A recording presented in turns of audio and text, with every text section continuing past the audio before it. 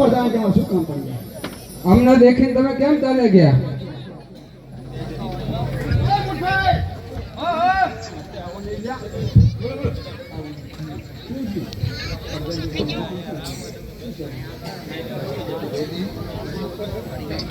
અત્યારે ખોટું કહી દો અહીં સાચું કહેશું. અમે બધું ઘરે ભૂલી જતા પ્રધાનજી, બિયારણ, દાંડવા, વાવણી પછી લેવા જવું પડે પ્રધાનજી. એ મોટા ભાઈ પ્રધાન ના હાથું ના કરનાર રાજા વાજા ને વાંદરા કહેવાય. એ તારે બટા હાચું હો. હા મારા રાજા તમે ભૂલી જતા ને કેવા ઘરે જતા. બંટીને બાજરો ઘેર બોલ્યા પ્રધાનભાઈ, બંટીને બાજરો ઘેર બોલ્યા રે.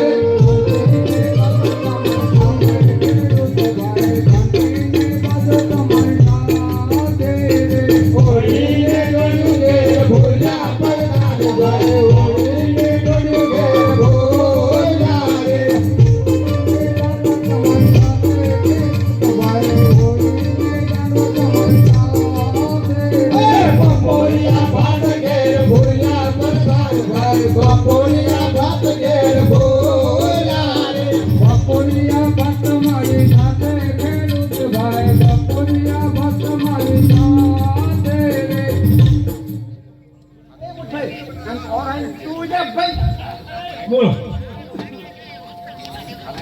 તારું આને આને કહી દો. હું બોલાવું તમે જ બોલો. હા તમે જાઓ. આ તો મોટો તમે. હા પ્રધાન. હા પ્રધાન દીકરા છે કે દીકરી જતી. આપણા રાજાનો 3 દીકરી અને દીકરો એકય નહીં. લાસા, લક્ષ્મી અને સગુણા. તો લાસા, લક્ષ્મી, સગુણા. સાથે દિવસ હશે તો રાજ કોણ કરશે? આવડો મોટો પ્રધાન હોય ને રાત પ્રધાનજી રાજ થાય. પ્રધાન તો ઢીસણ જેવું કરે, ઢીસણ જેવું. અજમાન જાય કે વાંજ્યા પેટના વાવણીમાં ઉગત કરે લે જાય. એટલે હાચો કહી દીધું. લ્યો મહારાજા મહારાજા ખેડૂત ભાઈને એવું કહેવાનું થાય છે કે તમારા રાજા પેટના વાંજ્યા છે. પ્રધાનજી ખેડૂત ભાઈની વાત સાચી છે. તમને 2000 રૂપિયા ઇનામ આપીને મહેતા કરો. શું કીધું પ્રધાનજી?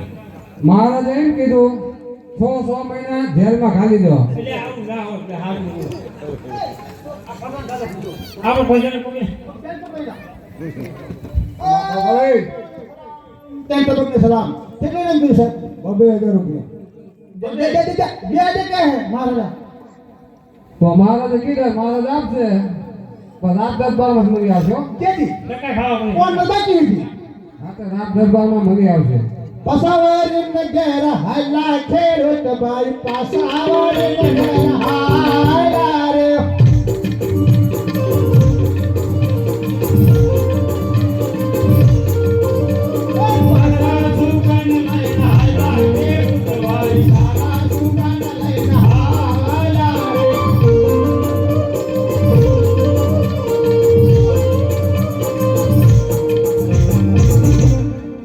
અરે પ્રધાનજી મહારાજા અહીં સુધી આપણે આટલું જાણવા મળ્યું તો ચાલો આગળ જઈએ. આજે રાજાને પરધાન પામે તારિયા રે.